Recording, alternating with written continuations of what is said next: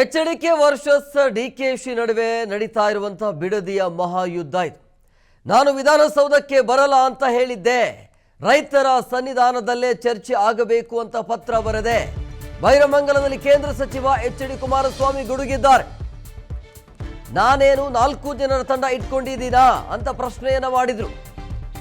ಸತ್ತವರ ಹೆಬ್ಬಟ್ಟು ಹಾಕಿಸಿಕೊಂಡು ಭೂಮಿ ಹೊಡೆಯುವನು ನೀವು, ಕುಮಾರಸ್ವಾಮಿ ಅವರನ್ನ ಜೈಲಿಗೆ ಕಳುಹಿಸ್ತೀರಿ ಅಂತಾರೆ. ದೇವಸ್ಥಾನದ ಮುಂದೆ ನಿಂತು ಮಾತನಾಡ್ತಿದ್ದೇನೆ, ನನ್ನ ಮೇಲೆ 4 ಕೇಸ್ಗಳನ್ನು ಹಾಕಿಸಿದ್ದಾರೆ, ಏನೆಲ್ಲ ಆಯಿತು ಅದರ ಬಗ್ಗೆ ಮಾತನಾಡ್ತಾ ಇದ್ದಾರೆ. 14 ವರ್ಷಗಳಿಂದಲೂ ಕೂಡ ಕೇಸ್ ನಡೀತಾನೆ ಇದೆ. ಬೈರಮಂಗಲದಲ್ಲಿ ಈ ರೀತಿಯಾಗಿ ಕೇಂದ್ರ ಸಚಿವ ಎಚ್.ಡಿ. ಕುಮಾರಸ್ವಾಮಿ ಇವತ್ತು ಕೆಂಡಾಮಂಡಲರಾದರು. ಕುಮಾರಸ್ವಾಮಿ ಹಾಗೂ ಡಿಕೆಶಿ ನಡುವೆ ನಡೀತಾ ಇರುವಂತಹ ಬಿಡದಿಯ ಮಹಾಯುದ್ಧ. ಸತ್ತವರ ಹೆಬ್ಬಟ್ಟು ಹಾಕಿಸಿಕೊಂಡು ಭೂಮಿಯನ್ನ ಹೊಡೆದವರು ನೀವು, ಯಾರಿಗೆ ಹೇಳ್ತಿದ್ದಾರೆ ಅರ್ಥ ಮಾಡ್ಕೊಳ್ಬೇಕು ನೀವೇ. ಕುಮಾರಸ್ವಾಮಿ ಅವರನ್ನ ಜೈಲಿಗೆ ಕಳುಹಿಸ್ತೀನಿ ಅಂತ ಹೇಳ್ತಾರೆ. ಇವತ್ತು ರೈತರ ಜೊತೆ ಮಾತನಾಡಿರುವಂತಹ ಸ್ಟೇಟ್ಮೆಂಟ್ಗಳು. ಹಂಗಾಗಿ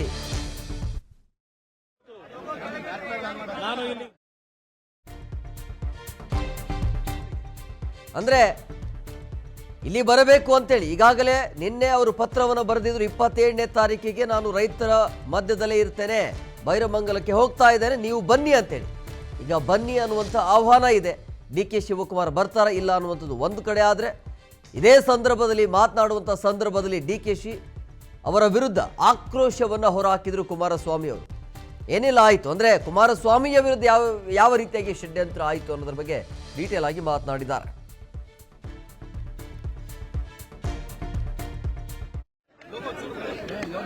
ಇವತ್ತು ನಾನು ಇಲ್ಲಿಗೆ ಬರ್ತಕ್ಕಂಥದ್ದಕ್ಕೆ 2 ಪತ್ರ ಏನು ಬರೆದಿದ್ದೇನೆ ಮುಖ್ಯಮಂತ್ರಿಗಳಿಗೆ. ಈಗಲೂ ಸಹ ಹೇಳ್ತಾನೆ, ಪಾಪ ಮುಖ್ಯಮಂತ್ರಿಗಳು ಅಲ್ಲೆಲ್ಲೋ ಬೆಂಗಳೂರು ನಗರದ ರಸ್ತೆನಲ್ಲಿ ಒಂದು 15 ಲಕ್ಷ ಸಸಿ ನೆಡ್ತಾರಂತೆ. ಇವತ್ತು ಕೆಂಪೇಗೌಡ ಜಯಂತಿ ಸಂದರ್ಭದಲ್ಲಿ 15 ಲಕ್ಷ ಅಲ್ಲ ಸಸಿ ನೆಡಕ್ ಹೊರಟವ್ರೆ. ಇಲ್ಲಿ 10 ಲಕ್ಷ ಬೆಳೆದಿರ್ತಕ್ಕಂಥ ಉತ್ಕೃಷ್ಟವಾದಂತಹ ಮರಗಳನ್ನ, ತೆಂಗಿನ ಗಿಡ, ಮರದ ಅಡಿಕೆ ಗಿಡಗಳನ್ನ ಕಟ್ ಮಾಡಿ, ಬಾಳೆ ಗಿಡಗಳನ್ನ ಕಟ್ ಮಾಡಿ ಇಲ್ಲಿ ಏನೋ ಟೌನ್ಶಿಪ್ ಮಾಡಕ್ ಹೊರಟವ್ರೆ. ಅಲ್ಲಿ 15 ಲಕ್ಷ ಸಸಿ ನೆಡೋದಂತೆ, ಇಲ್ಲಿ 15 ಲಕ್ಷ ಕಟ್ ಮಾಡೋದಂತೆ. ಇದು ಇವರ ನೀತಿ. ನಾನು ಇವತ್ತು ಹೇಳ್ತೇನೆ ಮುಖ್ಯಮಂತ್ರಿಗಳಿಗೆ, ಈ ಒಂದು ಬಿಡದಿಯ ರೈತರ ಹೋರಾಟ, ಹೆಣ್ಣು ಮಕ್ಕಳು ಎಷ್ಟು ಜನ ಕೂತಿದ್ದಾರೆ ಇಲ್ಲಿ, ಯಾರು ಯಾವುದೇ ರೀತಿಯ ಕೃಷಿಯನ್ನು ನಂಬಿ ಬದುಕ್ತಾ ಇರತಕ್ಕಂಥ ಹೆಣ್ಣು ಮಕ್ಕಳು ಇಲ್ಲಿರೋರು. 480 ದಿನ ಆಗಿದೆ ಅವರ ಪ್ರತಿಭಟನೆ.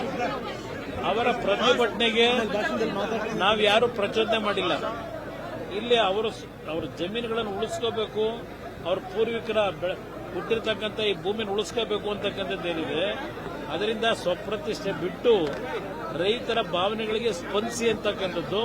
ಕೆಂಪೇಗೌಡ ಜಯಂತಿ ಆಚರಣೆ ಮಾಡಲಿಕ್ಕೆ ನೋಡಿದ್ದೀರಿ. ಕೆಂಪೇಗೌಡರ 108 ಅಡಿಯ ಪ್ರತಿಮೆಗೆ ಹಾರ ಹಾಕೊಂಡು ಪೂಜೆ ಮಾಡಕ್ ಹೋಗಿದ್ದೀರಿ. ಅವರಿಗೆ ಗೌರವ ಕೊಡಬೇಕು ಅಂದ್ರೆ ಮೊದಲು ಯಾವ ಬೆಂಗಳೂರು ನಗರ ಕೆಂಪೇಗೌಡರು ಕಟ್ಟಿದ್ದಾರೆ ಅಂತಾರೆ, ಆ ನಗರ ಸರಿಪಡಿಸಿಕೊಳ್ಳಿ, ಆಮೇಲೆ ಇಲ್ಲಿ ಬನ್ನಿ. ಅದರಿಂದ ಇವತ್ತು ಜನರ ಭಾವನೆಗಳಿಗೆ, ರೈತರ ಭಾವನೆಗಳಿಗೆ ಸ್ಪಂದಿಸಬೇಕು ಅನ್ನೋದು ಹೇಳ್ತೀನಿ.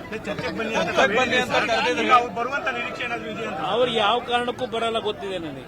ಅವರಿಂದ ಆಗಲ್ಲ, ನೈತಿಕತೆ ಇಲ್ಲ ಅವರಿಗೆ. ಇವತ್ತು ನಾನು ಇಲ್ಲಿ ಬನ್ನಿ ಅಂತ ಕರೆದಿದ್ದು ಅವರನ್ನ ಮುಖ್ಯಮಂತ್ರಿ ಬೀದಿಗೆ ತಂದು ನಿಲ್ಲಿಸಬೇಕು ಅಂತ ಅಲ್ಲ. ನಮ್ಮನ್ನ ಬೆಳೆಸ್ತಕ್ಕಂಥವ್ರು ಇಲ್ಲಿ ಕೂತಿದಾರಲ್ಲ, ಆ ಹೆಣ್ಣು ಮಕ್ಕಳು, ಹಿರಿಯರು, ಅವರ ಸನ್ನಿಧಾನದಲ್ಲಿ ನಡೀಲಿ ಇದು. 480 ದಿನ ಅವರೇನು ಇಲ್ಲಿ ಕೂತು ಹೋರಾಟ ಮಾಡ್ತಾ ಇದ್ದಾರೆ, ಅವರಿಗೆ ಗೌರವ ಕೊಡಬೇಕು ಅನ್ನೋದಿದ್ರೆ, ಅದರ ಮುಖಾಂತರ ನಾಡಿನ ಜನತೆ ಗೌರವ ಸಲ್ಲಿಸಬೇಕು ಅನ್ನೋದಿದ್ರೆ ಮುಖ್ಯಮಂತ್ರಿ ಅವ್ರ ಮುಂದೆ ಚರ್ಚೆ ಮಾಡಲಿ. ಅಲ್ಲೆಲ್ಲ ಕೂತ್ಕೊಂಡು ಹೇಳಿಕೆ ಕೊಟ್ಟರಾಗಲ್ಲ. ಕುಮಾರಸ್ವಾಮಿ ಕಾರದ ಕನಸಿನ ಕೂಸು ಇದೆಲ್ಲ ಅಲ್ಲಿ ಹೇಳೋದಲ್ಲ. ಇಲ್ಲಿ ಬಂದ್ರೆ ನಾನು ಬಂದಿದ್ದೀನಿ, ಧೈರ್ಯವಾಗಿ ಚರ್ಚೆ ಮಾಡಕ್ ತಯಾರಾಗಿದ್ದೀನಿ.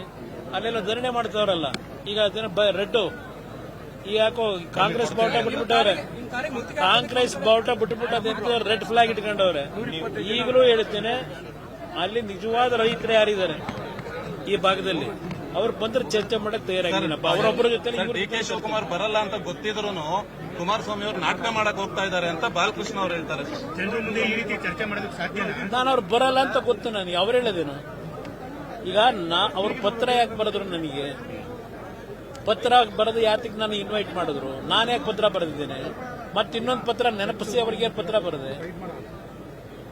ಯಾವಾಗ ಬೇಕಾದ್ರೂ ಸಿದ್ಧ ಇದ್ದೀನಿ. ಆದರೆ ಚರ್ಚೆ ಆಗಬೇಕಾದ್ದು ಇಲ್ಲಿಯ ರೈತರೇನಿದ್ದಾರೆ ಅವ್ರ ಮಧ್ಯದಲ್ಲಿ ಚರ್ಚೆ ಆಗಬೇಕು.